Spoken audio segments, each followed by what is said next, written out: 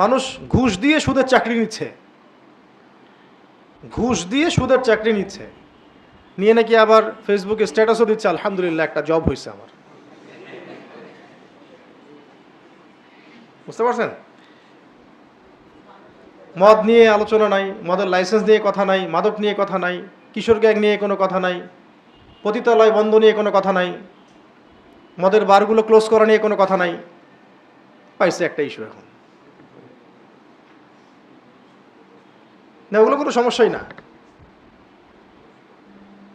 আর ধরে নিলাম, ধরেন তর্কের খাতিরে, যে কোনো একটা ইসলামী প্রতিষ্ঠানে এমন একটা ঘটনা ঘটছে, তো যারা ঘটনা ঘটে তারা কি মানুষ না জিন? মানুষ। তো ঘটনা যদি ঘটে থাকে তাহলে তার বিচার হবে। নবী সাল্লাল্লাহু আলাইহি ওয়াসাল্লামের যুগে জিনা ব্যভিচারের ঘটনা ঘটছে না কয়েকটা, বিচার হয়েছে, তো বিচার শরিয়া আইনে করেন। আর এইটার সংখ্যা কত পার্সেন্ট? আর অন্যান্য প্রতিষ্ঠানগুলো, সেকুলার অঙ্গন, জেনারেল অঙ্গন, অন্যান্য অঙ্গনে যে অপরাধগুলো হচ্ছে এগুলোর পরিসংখ্যান কত? তো সেগুলোর বিচার কোথায় করছেন? দেধারসে রেপ হচ্ছে প্রতিদিন বাংলাদেশে, কয়টার বিচার করছেন? ওগুলো সব ইস্যু বাদ। তা দিনই একটা প্রতিষ্ঠান, একটা ঘটনা ঘটেছে, সব প্রতিষ্ঠান বন্ধ করে দাও, ইস্যু এটা পাইছে, ওটাকে কেন্দ্র করে সব প্রতিষ্ঠান কি করো? বন্ধ করে দাও। এগুলো কাদের ভাষায় কথা বলতেছে? ওই তো মুনাফিকদের ভাষায়, মুশরিকদের ভাষায়। ভারতের মতো জায়গায় সব প্রতিষ্ঠান বন্ধ করে দেওয়ার হুমকি দিল। তাহলে এই প্রতিষ্ঠানগুলোতে, সেকুলার প্রতিষ্ঠানগুলোতে যে সমস্যাগুলো হচ্ছে এগুলোর কারণে কি এগুলো বন্ধ করে দিবে? প্রবলেম হলে মাথা ব্যথা করতেছে, ওষুধ আছে, নাকি মাথা কেটে ফেলে দিবে? মাথা ব্যথা করলে কি করবেন? কেটে ফেলে দিবেন না মেডিসিন দিবেন? মেডিসিন হচ্ছে ইসলামী আইন, ইসলামী আইনের সুষ্ঠু প্রয়োগ। তো ইসলামী আইনের সুষ্ঠু প্রয়োগ কি শুধু এই ক্ষেত্রেই হবে না সব ক্ষেত্রে হবে? তো সেটা কোথায়?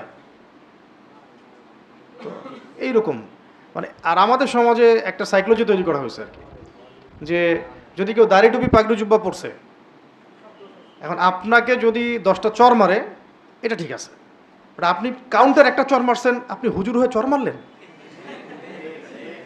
আপনি এত অমানবিক। ইসলাম এই শিখে আপনাকে? আপনি জানেন না নবী সাল্লাল্লাহু আলাইহি ওয়াসাল্লাম কত কোমল ছিলেন? এত মুনাফিকের মুনাফিক সব, এত বড় বড় সুবিধা। এখন আমি তো বাধ্য হয়ে কিছু কথা বলতে পারতেছি না, এটা আমার অপারগতা।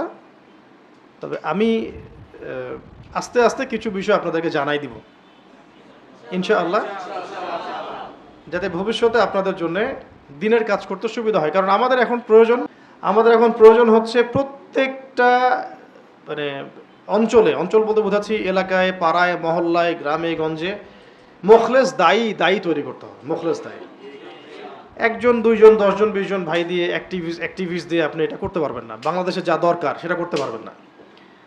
আর আমি যোগ্যতা বলতে ফেসবুক, অনলাইনের যোগ্যতাকে বোঝাচ্ছি না, কখনোই না। এটা যোগ্যতার কোনো মানদণ্ডই না। বহু অ্যাক্টিভিস্টকে আমরা দেখছি যে একামত দিতে ভয় পায়, ভয়ে লজ্জায় দিচ্ছে না, কারণ তার উচ্চারণ সহি না, তিলাওয়াত ঠিক মতো করতে পারে না, ভয় একামত দিচ্ছে না, তিলাওয়াত করতেছে না, ইমামতি করতেছে না। তো এইগুলোকে মানদণ্ড মনে করবেন না। ক্লাসিক্যালি পড়তে হবে এবং ক্লাসিক্যালি যোগ্য হতে হবে, তারপরে আপনি দায়ী হন, অ্যাক্টিভিস্ট হন, যে কোনো প্রফেশনে থাকেন, দিনের কাজ করেন, সমস্যা নেই।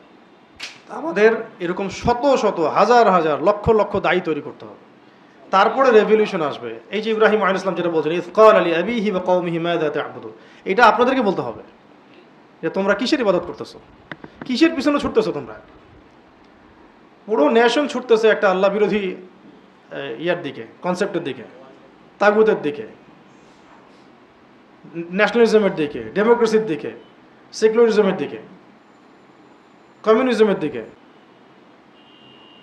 আর যারা আমরা ইসলাম পালন করছি তাদেরকে পার্শিয়াল ইসলাম পালনে অভ্যস্ত করা হচ্ছে, যে জীবনের কিছু অংশে ইসলাম পালন করছে, বাকি অংশে সে যেমন তেমন, নামাজও পড়ছে, মাদকও খাচ্ছে, রোজাও রাখতেছে, এদিকে ঘুষও দিচ্ছে, এদিকে ইসলামের লেবাস পোশাক আছে, হজমরা করছে, এদিকে আবার সুদও খাচ্ছে, সব কিছু একটা জগা খিচুড়ি হচ্ছে। এই ইসলাম দিয়ে আমরা বিজয় তো লাভ করতে পারবোই না, কাফেরদের হাতে মাইর খাওয়া ছাড়া আমাদের কোনো অপশন থাকবে না।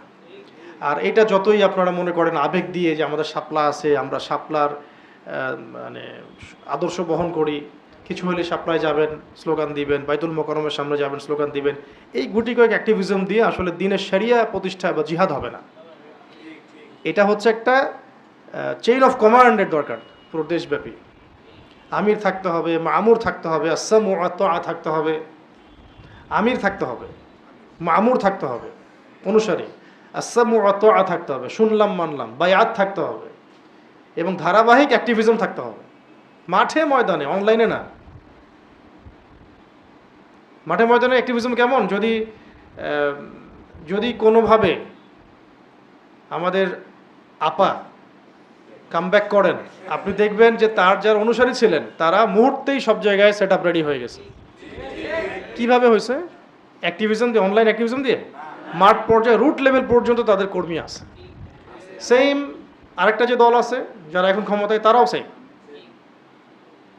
কিন্তু যারা আল্লাহর এই জমিনে, আপনার মুসলিম বঙ্গ বলেন, এখানে শরিয়া আইন কায়েম করতে চান, দিন প্রতিষ্ঠা করতে চান, আমাদের চেইন অফ কমান্ড নাই।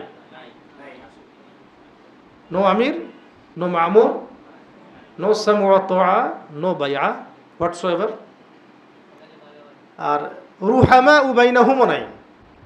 রুহামা বাইনাহুম তারাহুম রুকআন সুজদান ইয়াবতাগুনা ফাদলান মিন আল্লাহি ওয়া রিদওয়ানা সীমাহুম ফি উজুহিহিম মিন আসারিস সুজুদ।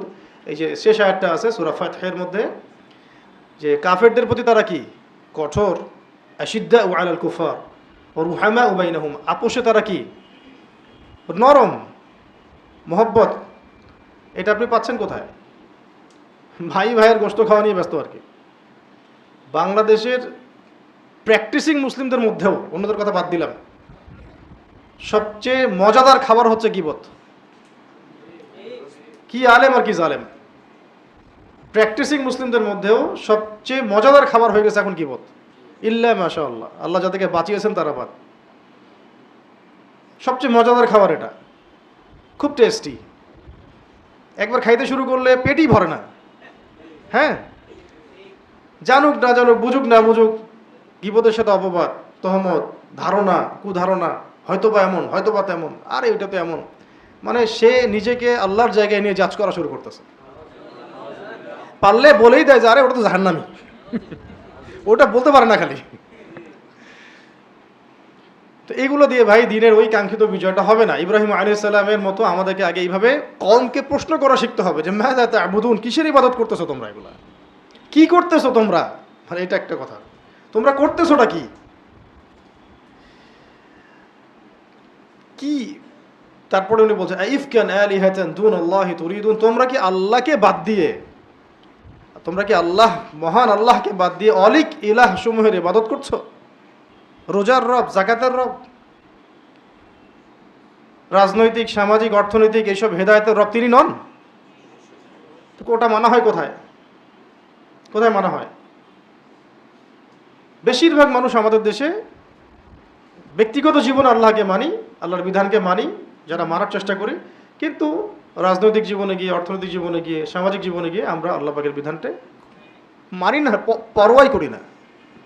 বেশিরভাগ পরোয়াই করি না, আমরা মানতেই চাই না যে আসলে আল্লাহ পাকের পক্ষ থেকে এই ক্ষেত্রেও বিধান আছে।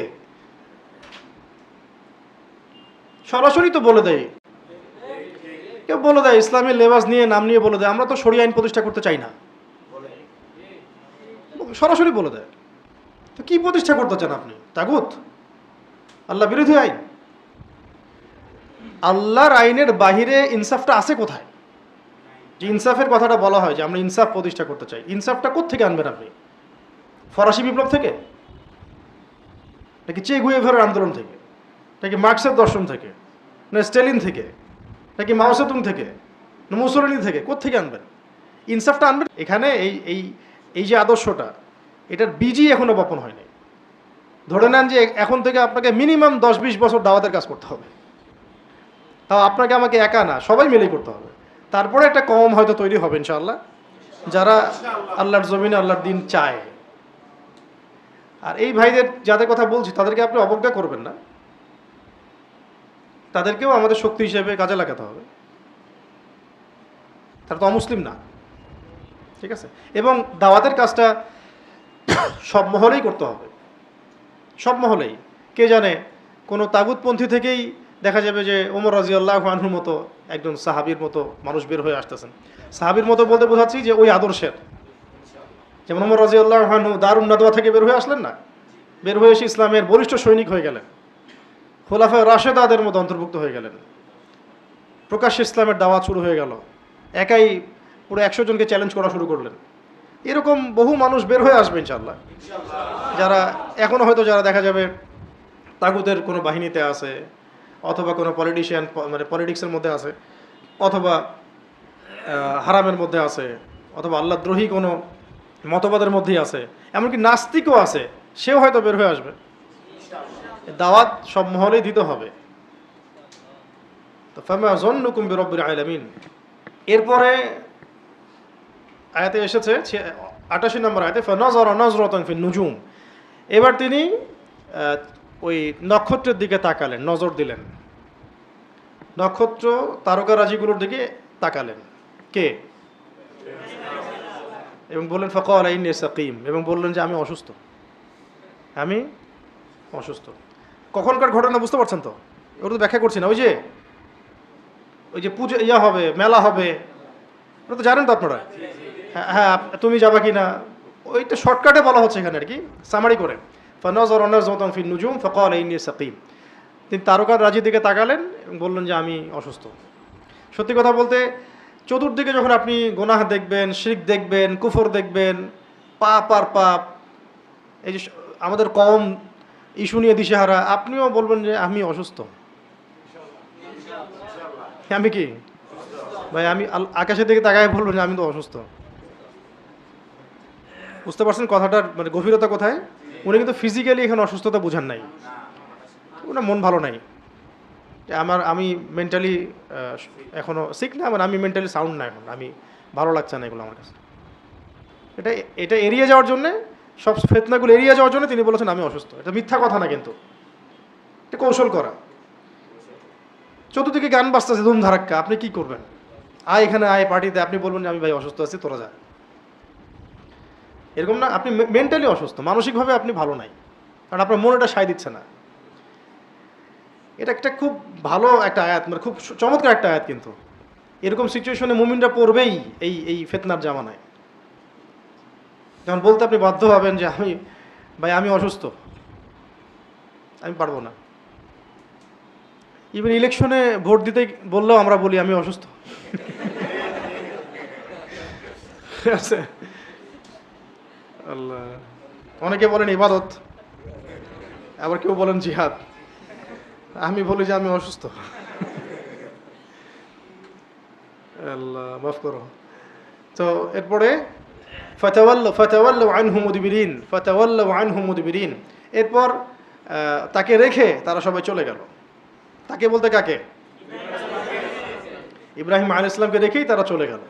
যখন আপনি আপনার জায়গায় অটল থাকবেন, তারা আপনাকে ছেড়ে দিবে। আপনি কনফ্লিক্টে যান নাই, বলেছেন যে আমি এসবের সাথে একমত না, আপনারা যান পড়েন, আমি অসুস্থ, চলে গেছে ওরা।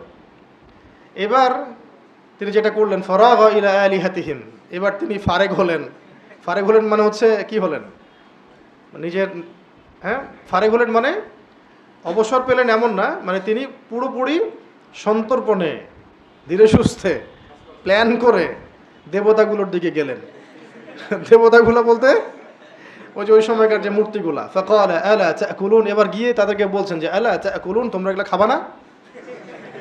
দেবতাগুলোকে বলছেন ফাকালা আলা তাকুলুন, তোমরা এগুলো খাবা না? খাবারগুলো খাবি না তোরা? এরকম কথা। তো এইভাবে বললে আবার আমাদের অনেক সুশীল বের হয়ে যাবে, আপনি কি দেবতাদেরকে গালি দিলেন?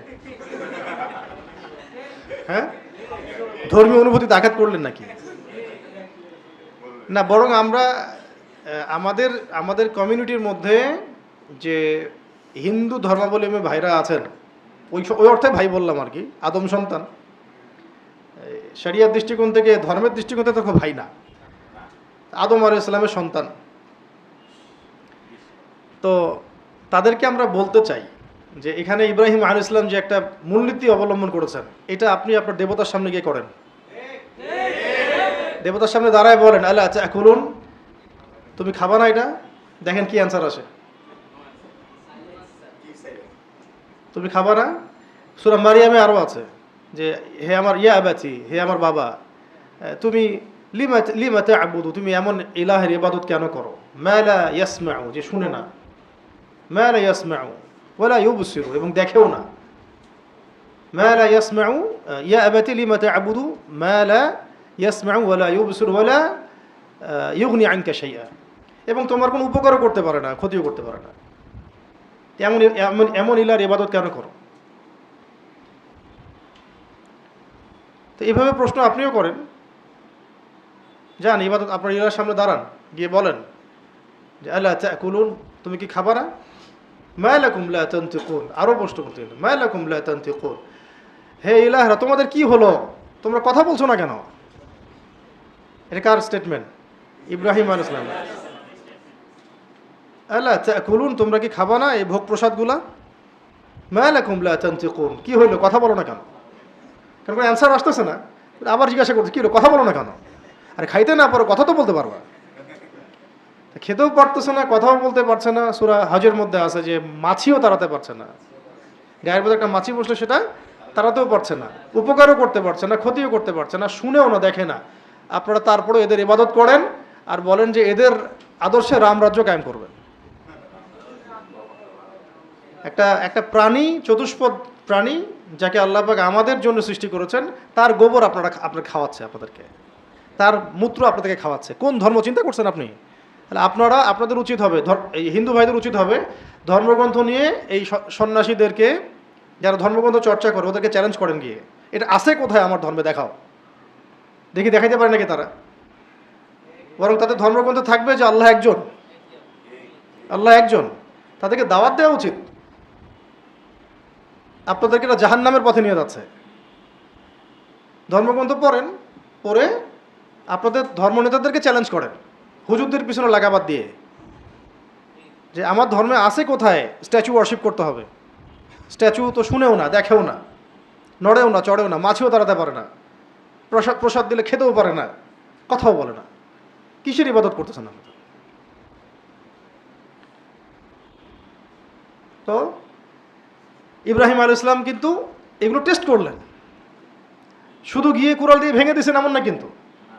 খেয়াল করে দেখছেন, একটার পর একটা প্রশ্ন করতেছেন। তারপরে ফরাগ আলাইহিম দরবাম বিল ইয়ামিন, এবার কথা আর বলিস না, তোর সাথে কথা বলে কি হবে, একদম কুঠার নিয়ে, ডান হাতে কুঠার নিয়ে দরব, মানে একদম মাই শুরু করলেন।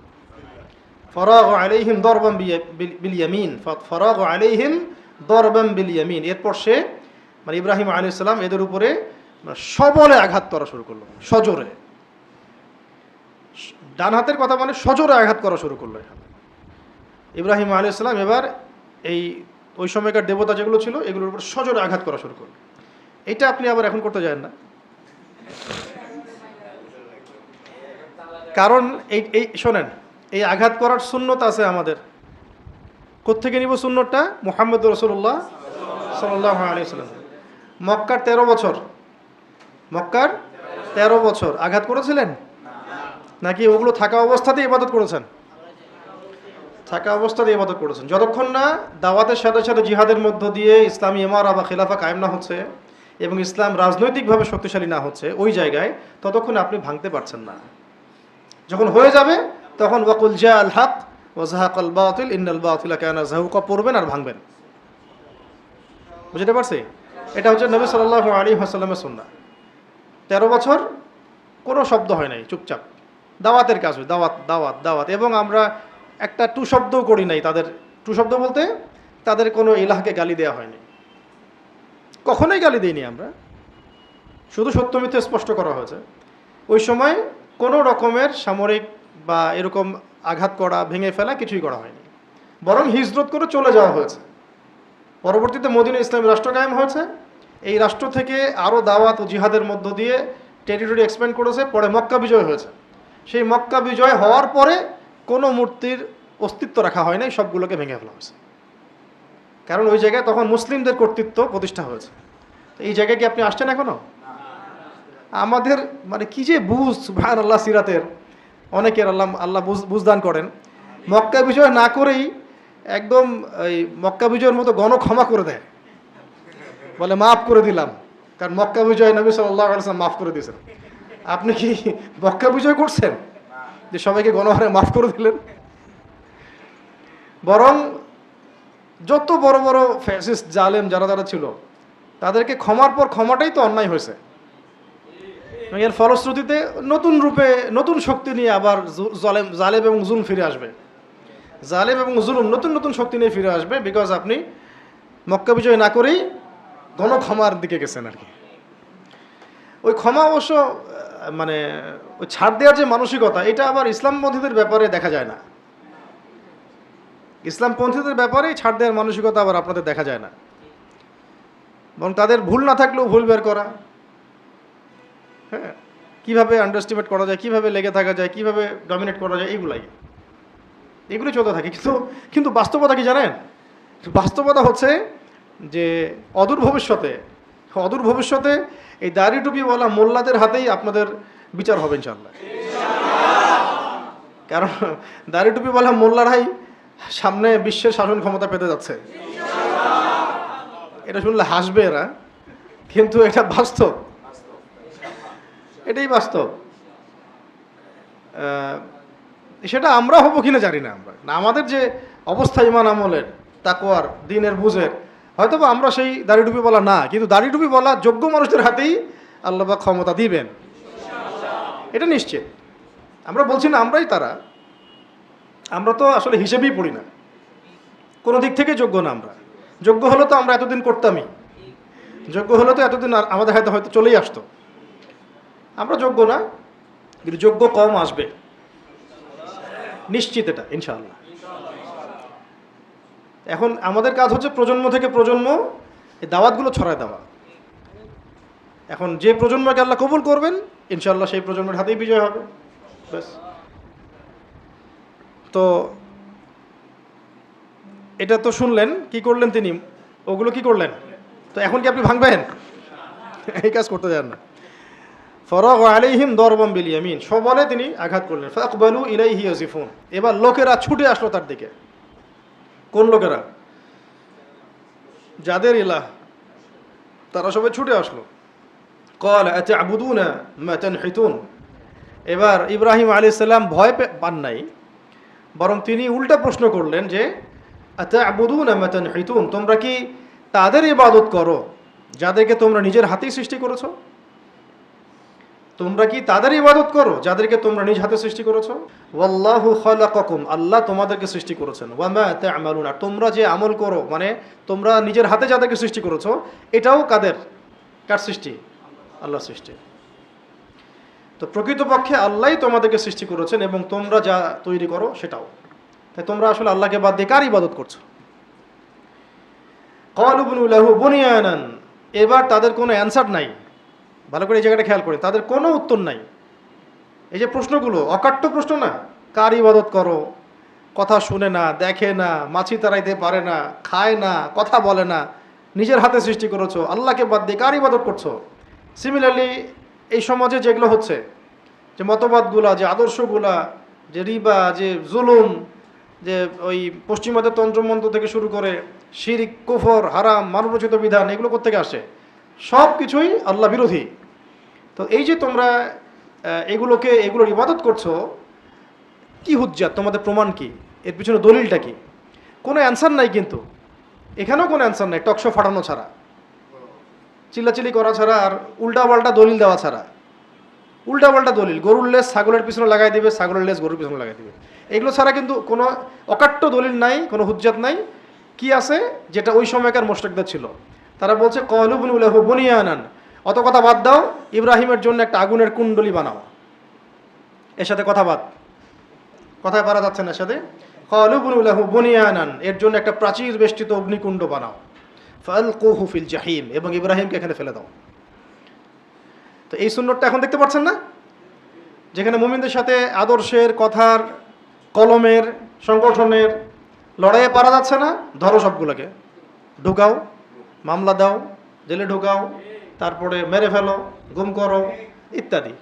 ক্বালু বুনু লাহু বুনিয়ানান ফালকুহু ফিল জাহিম, সবগুলোকে ধরো আর মারো। সেম সুন্নত, একদম সেম। আপনি কোরআন পড়লে হতভম্ব হয়ে যাবেন যে কোনো কিছুই চেঞ্জ হয়নি সারা ওয়ার্ল্ডে।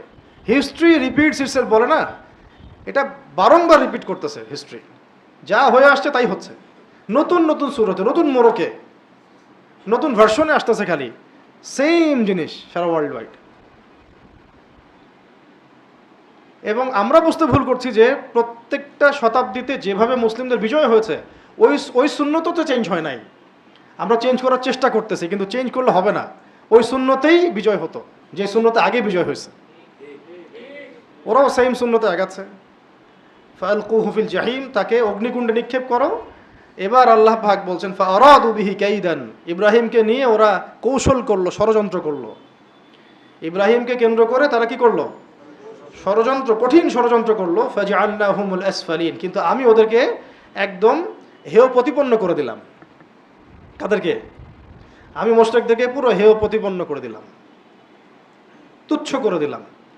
ইব্রাহিম আলাইহিস সালামকে অগ্নিকুণ্ডে ফেলা হলো, কি হলো তারপরে?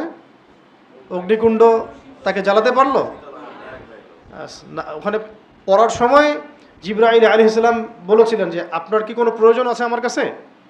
তখন ইব্রাহিম আলাইহিস সালাম বলেন না, হাসবি আল্লাহ ওয়া নি'মাল ওয়াকিল, আপনার কাছে প্রয়োজন নাই, হাসবি আল্লাহ ওয়া নি'মাল ওয়াকিল, আল্লাহ একাই আমার জন্য যথেষ্ট, তিনি একাই আমার জন্য যথেষ্ট এবং তিনি উত্তম কর্মবিধায়ক, যা করার তোমরা করো। মানে মুমিনদের ভাষাটা এমন হয়, তোমাদের যা করার করো, মারো, কাটো, খুন করো, গুম করো, লাঞ্ছিত করো, যা ইচ্ছা করো, হাসবি আল্লাহ ওয়া নি'মাল ওয়াকিল। এই কথা বলার সাথে সাথেই আল্লাহ পাকের সুন্নত হচ্ছে মুমিনদেরকে সাহায্য করা। ওয়া কানা হাক্কান আলাইনা নাসরুল মুমিনিন, মুমিনদেরকে সাহায্য করা হচ্ছে আমার হক, আল্লাহ পাক বলেছেন। আল্লাহ পাক বলে দিলেন ইয়া নার, হে আগুন, কুনি বারদা ওয়া সালামান আলা ইব্রাহিম, হে আগুন শোনো, ইব্রাহিমের জন্য ঠান্ডা হয়ে যাও। হে আগুন শোনো, ইব্রাহিমের জন্য ঠান্ডা হয়ে যাও, আরামদায়ক ঠান্ডা হও, বরফের মতো ঠান্ডা না, আরামদায়ক ঠান্ডা হয়ে যাও। এটা দেখে তো কাফেরদের অবস্থা খারাপ। বহু সাহাবী যাদেরকে এইভাবে কাফেররা বন্দি করে রেখেছিল, ওই সময় কোনো খাবার নাই, কিন্তু তারা আঙ্গুর খাচ্ছিলেন, খেজুর খাচ্ছিলেন। খুবাইব রাদিয়াল্লাহু আনহু জেলখানায় বসে আঙ্গুর খাচ্ছিলেন, আঙ্গুর তখন ফলে না কোথাও। বহু এরকম ঘটনা আছে।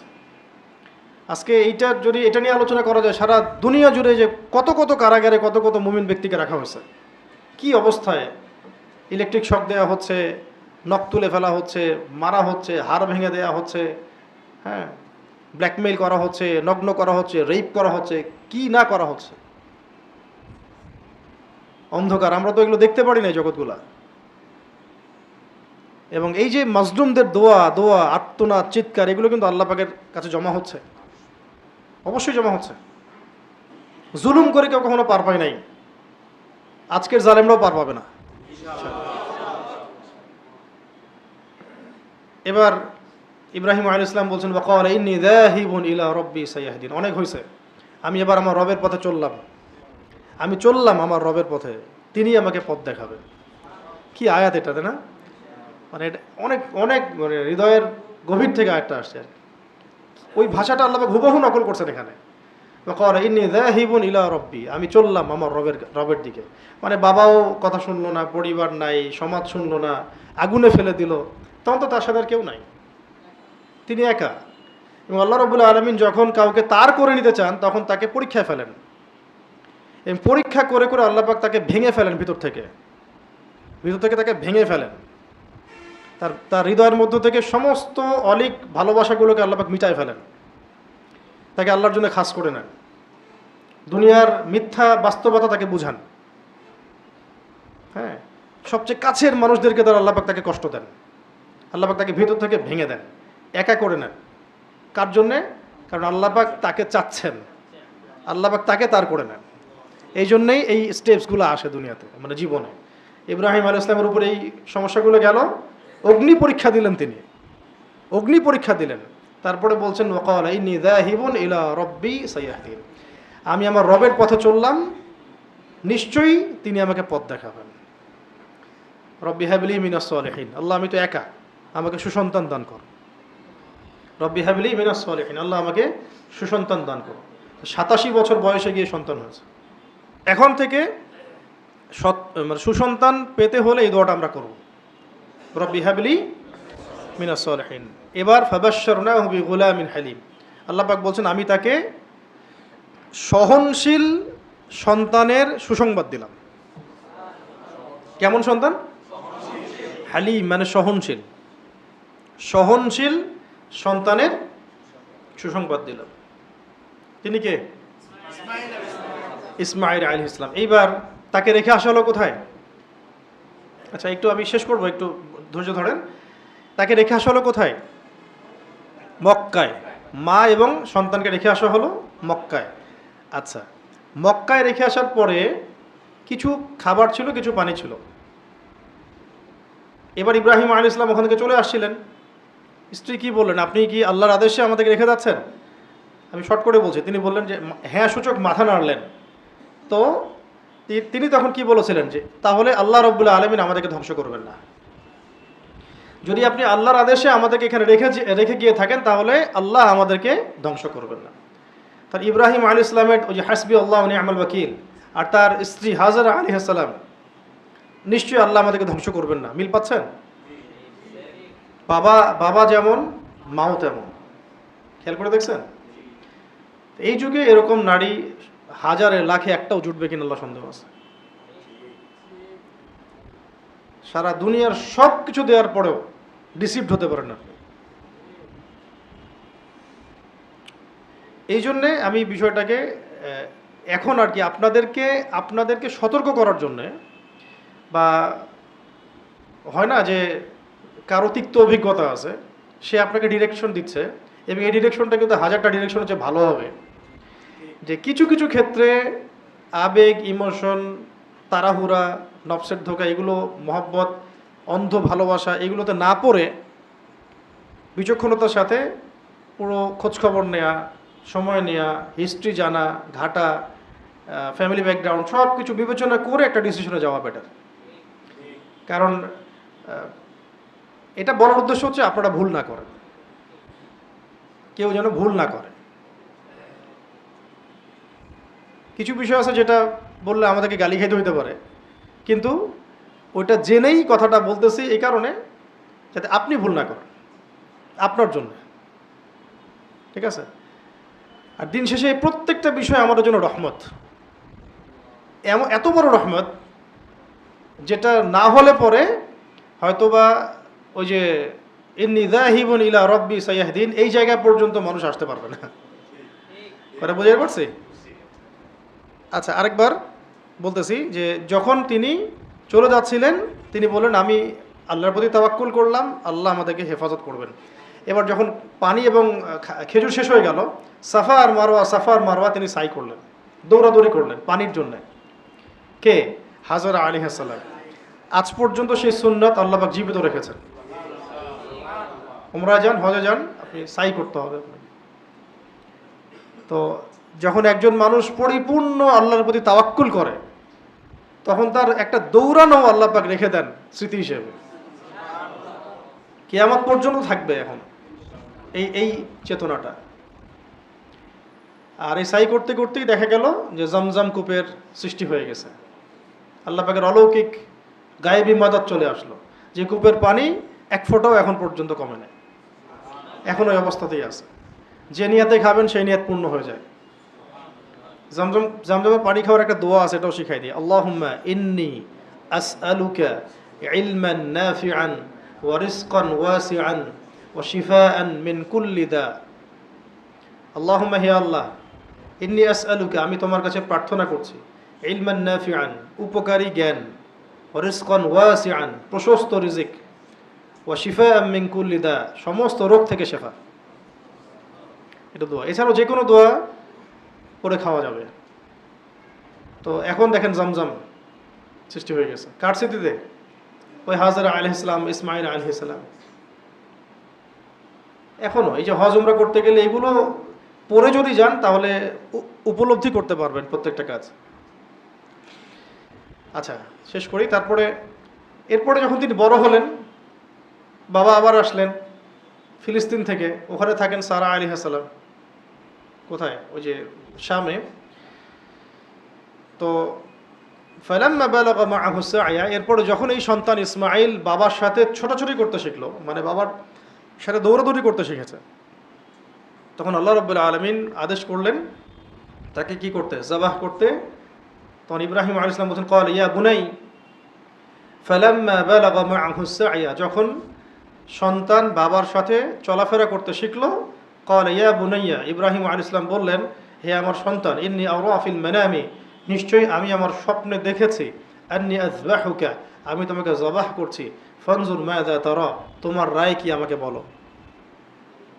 রায় জিজ্ঞাসা করছে। একমাত্র আদরের সন্তান, বাবাই জানে সন্তানের প্রতি আকর্ষণ, টান, মহব্বত কেমন। হাজরা আলাইহিস সালামদের মতো স্ত্রীদেরই এরকম সন্তান নসিব হয়। হ্যাঁ, ফ্যামিলিস্ট রেভলিউশনে ধোকায় পড়া মেয়েদের এগুলো নসিব হয় না। ঠিক আছে, এখন তো ইসলামিক ফ্যামিলিজম চলতেছে আর কি। তো আল্লাহ পাক আমাদেরকে বোঝার তৌফিক দান করেন। এখন তিনি বলছেন, বাবা আমি স্বপ্ন দেখেছি আমি তোমাকে জবাহ করছি, ফানজুর মাযা তারা, তোমার রায় কি আমাকে বলো। ক্বালা, এরপর তিনি বলছেন ইসমাঈল আলাইহিস সালাম, ইয়া আবাতি, হে আমার বাবা, ইফআল মা তু'মার, আল্লাহ পাক আপনাকে যা আদেশ করেছেন তাই করেন। সন্তানকে বলে দেওয়া লাগে নাই যে স্বপ্নটা ওহী, স্বপ্নটা আল্লাহর আদেশ, এটা সন্তানকেও বলে দেওয়া লাগে নাই। আল্লাহ আপনাকে যা আদেশ করেছেন তাই করেন। সাতাজিদুনি ইনশাআল্লাহু মিনাস সাবিরিন, ইনশাআল্লাহ আপনি আমাকে সবরকারী পাবেন। ছোট ছোট সন্তান, 10 বছর 12 বছর বয়স। এই সবর তিনি কার কাছ থেকে শিখেছেন? এক্স্যাক্টলি তার মায়ের কাছ থেকে। তো এইরকম হাজরা আলাইহিস সালামের মতো স্ত্রী না হলে কখনোই ইসমাঈল আলাইহিস সালামের মতো সন্তান আসলে আসবে না। আর মা যদি হাজরা আলাইহিস সালামের মতো না হয়, সে কখনো ইসমাঈল জন্ম দিতে পারে না, অসম্ভব। এখন এইরকম হাজরা খুঁজে পাওয়াও তো আমি বলবো সবচেয়ে সৌভাগ্যের বিষয় এখন এই যুগে। হাজরা আলাইহিস সালামের মতো একজন নেককার স্ত্রী খুঁজে পাওয়াটা সবচেয়ে সৌভাগ্যের বিষয় এখন এই যুগে আর কি। কারণ দুনিয়ার হাসানার প্রথমটাই তো নেককার স্ত্রী। আর এটা না হয়ে যদি অন্য কিছু হয় তাহলে সে বেচারা আল্লাহ পাকের বড় পরীক্ষায় আছে, অথবা তার অনেক গুনাহ আছে, আল্লাহ পাক কাফারা দিচ্ছেন। দুটার একটা আর কি। সাতাজিদুনি ইনশাআল্লাহু মিনাস সাবিরিন, ইনশাআল্লাহ আপনি নিজে আমাকে সবরকারী পাবেন। দেখেন এই বয়সের ছেলেপেলেদের অবস্থা আমাদের দেশে দেখেন, আমাদের সোসাইটির মধ্যে এই 10 বছর 12 বছর 15 বছরের ছেলেপেলেদের অবস্থাটা দেখেন, কি অবস্থা দেখেন। Phone, games, addiction, TikTok, online, জুয়া, মেয়েটে তো আছেই, অন্য বিষয় তো আছেই, নেশা টেশা আছে, কিশোর গ্যাং, এগুলোই চলতেছে। এবং এই বয়সের এই যে 12 বছর 15 বছর পর্যন্ত যে জেনারেশনটা আছে আমাদের, আমার মনে হয় তাদের 80%কে আপনি কোরআন পড়াইতে পারবেন না, পড়তে পারবেন না, তারা তিলাওয়াত করতে পারবে না, কোথাও শিখে নাই। মানে জেনারেলদের কথা বলছি, মাদ্রাসার ছেলেপেলেদের কথা বলছি না। আর এখানে উনি বলছেন জীবন দেওয়ার কথা, আমাকে জবাহ করবেন বাবা, ঠিক আছে করেন, ইনশাল্লাহ আমি সবর করব। কথাটা এরকম হচ্ছে, আপনি আমাকে জবাহ করতে যাচ্ছেন, ঠিক আছে করেন, আমি ইনশাল্লাহ সবর করব। মানে আল্লাহর রাস্তায় পুরো জীবন দিয়ে দেওয়ার যে মানসিকতা, যে প্রত্যয় ইসমাঈল আলাইহিস সালামের মধ্যে ছিল। আগেকার মানুষদের মধ্যে কি আল্লাহর মহব্বতটা ছিল, হ্যাঁ আসলে এগুলো মাথা ঘুরে যায় এগুলো পড়লে। এবার শুধু তাই না, ফালাম্মা আসলামা ওয়া তাল্লাহু লিল জাবিন, এবার আল্লাহ পাক বলছেন ফালাম্মা আসলামা, এরপর যখন দুজনে আত্মসমর্পণ করলো, এখানে ইসলাম শব্দ প্রয়োগ করা হচ্ছে, আসলামা, যখন তারা দুজনে আত্মসমর্পণ করলো। ইসলাম মানে তাহলে কি? আত্মসমর্পণ করা। জবাহ করতে হবে, রাজি হয়ে গেলেন, এটার নাম ইসলাম। এটার নাম কি? ইসলাম। আর নামাজ পড়তে বলে নামাজ পড়তেছে না, বলতেছে মুসলিম। জাকাত দিতে বলে জাকাত দিচ্ছে না, বলতেছে মুসলিম। হুদুদ, কেসাস, পর্দা টর্দা কিছুই মানতেছে না, মুসলিম। ইসলাম শব্দের অর্থ কি তাহলে? আল্লাহর সামনে আত্মসমর্পণ করা, অবনত চিত্তে আল্লাহ পাকের আদেশ মেনে নেওয়া। এখানে জীবন দিতে বলা হচ্ছে, তোমাকে জবাহ করব। দুজনেই আত্মসমর্পণ করলেন, বাবাও এবং সন্তানও। বাবা জবাহ করার মধ্য দিয়ে আল্লাহর বিধানের সামনে আত্মসমর্পণ করলেন, আর সন্তান জীবন দিয়ে দিব এই জন্য আত্মসমর্পণ করলেন। দুজনকে বলা হচ্ছে তারা দুজন ইসলাম আত্মসমর্পণ করলো। ইসলামা সামি'না ওয়া আতা'না, শুনলাম মানলাম। ইয ক্বালা লাহু রাব্বুহু আসলিম ক্বালা আসলামতু লিরাব্বিল আলামিন। যখনই আল্লাহ পাক বলেছেন ইসলাম কবুল করো, মানে যখনই আল্লাহ পাক বলেছেন যে আমার সামনে আত্মসমর্পণ করো, ক্বালা আসলামতু লিরাব্বিল আলামিন, ইব্রাহিম আলাইহিস সালাম বলেছেন আমি জগৎসমূহের রবের সামনে আত্মসমর্পণ করলাম। ইসলাম আসলে কোত্থেকে শিখবো আমরা? মডার্নদের থেকে, পশ্চিম থেকে, সুশীলদের থেকে, মোনাফেকদের থেকে? ইসলামের ডেফিনেশনটা আসবে কোত্থেকে? এখান থেকে। আল্লাহ পাকের বিধান চলে আসছে, চুপচাপ চোখ বন্ধ করে মেনে নিতে হবে, এর নাম ইসলাম। কোনো প্রশ্নও করা যাবে না এখানে। এখানে তারা কোনো প্রশ্নও করেন নাই, কেন করব, বাচ্চাকে কেন জবাই করব, আমি তো ছোট, আমাকে কেন জবাই করবেন, আমার তো কোনো অপরাধ নাই, এর পিছনে যুক্তি কি, বিজ্ঞান কি, দর্শন কি, কোনো প্রশ্ন আছে? কোনো প্রশ্ন নাই। এটা তো একটা নিখাদ, মানে কি বলবো, এটা একটা হচ্ছে খাঁটি মৌলবাদী কনসেপ্ট। এটা একটা কি খাঁটি মৌলবাদী কনসেপ্ট। আপনারা হাসতেছেন, এটাকে আপনি কীভাবে ডিফাইন করবেন? এখানে কি বলেছেন সন্তান যে আমাকে যুক্তি দেন, বিজ্ঞান দেখান, দর্শন দেখান? কি রিজন, এমনকি রিজনটা কি সেটা বলেন। আব্বা জবাই যে করবেন, কি রিজন? রিজন একটাই, আল্লাহ পাকের আদেশ, এই তো। তো সেই আদেশ আমাদের সামনে আসলে আমরা বিজ্ঞান খুঁজি, দর্শন খুঁজি, হ্যাঁ, যুক্তি খুঁজি, তর্ক খুঁজি, যুগের সাথে মিলাই।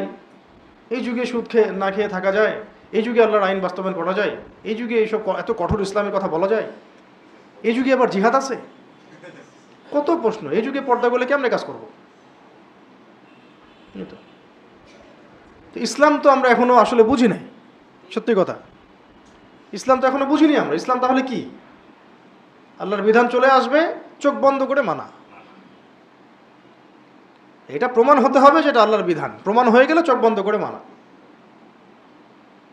এখন তারা এই শব্দ দিচ্ছে ধর্মান্ধ, অন্ধভাবে ধর্ম মানেন আপনি, মৌলবাদী, ফান্ডামেন্টালিস্ট। এগুলো না হলে তো আমি ইসলাম মানতে পারবো না। আল্লাহ রাব্বুল আলামিন আদেশ করবেন, আমি চ্যালেঞ্জ করব, কেন নামাজ পড়তে বললেন, কেন রোজা রাখতে বললেন আল্লাহ আপনি, কেন হজ করতে হবে, কেন যাকাত দিতে হবে, এটাকে প্রশ্ন করবেন আপনি? তো প্রশ্ন না করলে তো আমাকে চুপচাপ অন্ধভাবে মেনে নিতেই হচ্ছে। তো আমি তো ধর্মান্ধই হলাম, সমস্যা কি?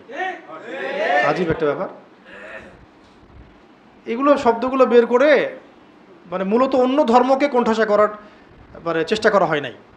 এই শব্দগুলোকে ব্যবহার করে শুধু মুসলিমদেরকে কোণঠাসা করার চেষ্টা করা হয়েছে, আপনার মতো সন্দেহ ঢুকিয়ে দেওয়া। আসলেই তো আমি অন্ধভাবে মানব? আপনার ওই যে এই চিন্তাটা, আসলেই তো অন্ধভাবে মানবো, এই করতে করতে কুফর হয়ে যাচ্ছে।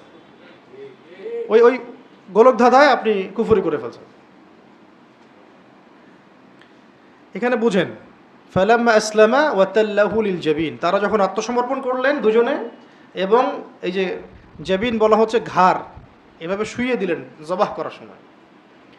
সন্তানের ঘাড়টাকে যখন শুইয়ে দিলেন জবাহ করার জন্যে, উপর করে দাও, আবার উপর করে শুইয়ে দিলেন জবাহ করার জন্যে। ওয়ানাদাইনাহু আইয়া ইব্রাহিম, তখন আল্লাহ পাক বলছেন যে আমি আহ্বান করলাম, হে ইব্রাহিম শোনো। তখন আল্লাহ রাব্বুল আলামিন আহ্বান করলেন, ডাকলেন, হে ইব্রাহিম কদ সাদ্দাকতা রুয়া, তুমি তোমার স্বপ্নকে সত্যায়ন করেছো, তুমি তোমার স্বপ্নকে সত্যায়ন করেছো। এটা একটা স্বপ্ন, নবীদের স্বপ্ন ওয়াহি, আর আমাদের সামনে কোরআনের অকাট্য স্পষ্ট জাজল্যমান প্রমাণ, তাও মানতে যাচ্ছে না। দুটোই তো ওয়াহি, কিন্তু আমরা তো কোনো স্বপ্নকে মানার কথা বলতেছি না। শরিয়া আইন একটা স্বপ্ন? শরিয়া আইন হচ্ছে একটা অকাট্য বিধান কোরআনের মধ্যে। ইসলামের বেসিক ফান্ডামেন্টাল কি স্বপ্ন? না এগুলো একদম লিখিত আকারে সামনে আছে আমাদের সামনে। তো কদ সাদ্দাকতা রুয়া, তুমি তোমার স্বপ্নকে সত্যায়ন করেছো, কারণ নবীদের স্বপ্ন ওয়াহি, নবীদের স্বপ্ন ওয়াহি। ইন্না কাযালিকা নাজজিল মুহসিনিন, এইভাবেই আমি মুহসিনদেরকে প্রতিদান দিয়ে থাকি, সাহায্য করে থাকি, এইভাবেই আমি মুহসিনদেরকে পুরস্কৃত করে থাকি। তার ইব্রাহিম আলাইহিস সালামের এই কাজটাকে আল্লাহ পাক বলছেন মুহসিন, মানে কি একদম উঁচু স্তরের সৎকর্মশীল, উঁচু স্তরের সৎকর্মশীলদেরকে আমি এভাবেই প্রতিদান দিয়ে থাকি। ইন্না হাযা লাহুয়াল বালাউল মুবিন, আর এইটা, এই যে সন্তানকে দিয়ে যেটা করতে হলো জবাহ করা, এটা ছিল মানে আমার পক্ষ থেকে, আল্লাহ পাকের পক্ষ থেকে এটা ছিল একটা সুস্পষ্ট পরীক্ষা, সুস্পষ্ট পরীক্ষা। ওয়া ফাদাইনাহু বিযিবহিন আযীম, এবং এখানে আল্লাহ পাক ইসমাঈল আলাইহিস সালামের পরিবর্তে একটা মহান কুরবানি উৎসর্গ করলেন। তখন থেকেই ঈদুল আজহা, কোরবানি। আমরা ঈদুল আজহায় দেখা যায় সেলফি টেলফি, কারটা কত, কয় টাকা, এগুলো নিয়ে ব্যস্ত আর কি। এই মূল জায়গাটাই নাই, আধ্যাত্মিকতাটাই হারাই গেছে। কেন কোরবানি করতেছে? কেন কোরবানি করতেছে? চিন্তা করছেন বিষয়টা?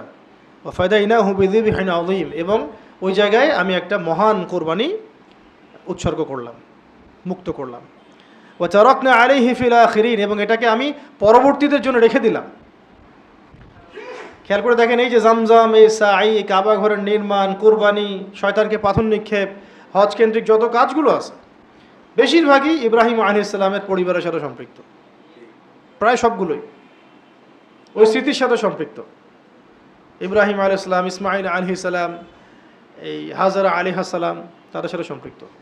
মানে এই পুরো আলে ইব্রাহিম, ইব্রাহিমী পরিবার, তার আল্লাহ পাকের প্রতি এতটা মানে কি ছিলেন, একনিষ্ঠ ছিলেন, অভিমুখী ছিলেন, এতটা নিজেদেরকে আল্লাহ পাকের জন্য উৎসর্গ করে দিয়েছিলেন যে তাদের পায়ের ছাপ পর্যন্ত আল্লাহ পাক সংরক্ষণ করেছেন। মাকাম ইব্রাহিম, খেয়াল করে দেখছেন? ওখানে এখনও গেলে দেখতে পারো মাকাম ইব্রাহিম, পায়ের ছাপ পর্যন্ত আল্লাহ পাক সংরক্ষণ করেছেন। সূরা কাহাফের প্রথম ওই 2টা পৃষ্ঠা পড়তে গিয়ে আজকে এটা মনে হচ্ছিল যে আসহাবুল কাহাফ যখন ঘুমিয়ে গেলেন, ঘুমের মধ্যে আল্লাহ রাব্বুল আলামিন ডানে বামে পাশ পরিবর্তন করিয়েছেন তাদের। আরেকটা পড়ছেন? ডানে বামে পাশ পরিবর্তন করিয়েছেন। ইমানের তাড়নায় কিছু যুবক বের হয়ে গেল, পুরো সমাজ মুশরিক, কুফর, হারাম দিয়ে ভর্তি, চলে গেল গুহায়। গুহায় আসলে যাচ্ছিলেন তারা অন্য জায়গায়, মাঝপথে গুহায় রেস্ট নিয়েছেন রাত্রেবেলা ঘুমানোর জন্যে। ব্যাস আল্লাহ পাক 309 বছর ঘুম পাড়া রাখছে। ঘুমের সময় ডানে বামে পাশ পরিবর্তন করিয়েছেন ফেরেশতাদেরকে দিয়ে। মানে একটা বিষয় বুঝলাম যে কেউ যদি পুরোপুরি আল্লাহর হয়ে যায়, আল্লাহ পাক তাকে ঘুমের মধ্যেও সাহায্য করবেন। পাশ পরিবর্তন করাচ্ছেন আল্লাহ পাক, তাও ফেরেশতাদেরকে দিয়ে, আল্লাহর ফেরেশতা পাঠিয়ে। সুবহানাল্লাহ। এরপরে আল্লাহ পাক বলেছে ওয়া তারাকনা আলাইহি ফিল আখিরিন, এবং এটাকে আমি পরবর্তীদের জন্য নিদর্শন হিসেবে রেখে দিলাম। ওয়া সালামুন আলা ইব্রাহিম, ইব্রাহিমের উপর সালাম। আল্লাহ সালাম দিয়েছেন, আল্লাহ পাক সালাম দিয়েছেন ইব্রাহিম আলাইহিস সালামকে। মানে এখন আপনার ইব্রাহিম আলাইহিস সালামের মতো একনিষ্ঠ, ধর্মান্ধ, খালেস, মৌলবাদী মুসলিম হতে চান? নাকি হয়ে সালাম পেতে চান, নাকি পশ্চিমাদের আদলে মডারেট মুসলিম হতে চান? এটা এখন নিজেরাই চিন্তা করেন। ওয়া কাযালিকা নাজজিল মুহসিনিন, আবার বলেছেন আল্লাহ পাক, আমি মুহসিনদেরকে এইভাবেই প্রতিদান দিয়ে থাকি। ইন্নাহু মিন ইবাদিনাল মুমিনিন, এবং সে নিশ্চয়ই আমার মুমিন বান্দাদের একজন ছিল।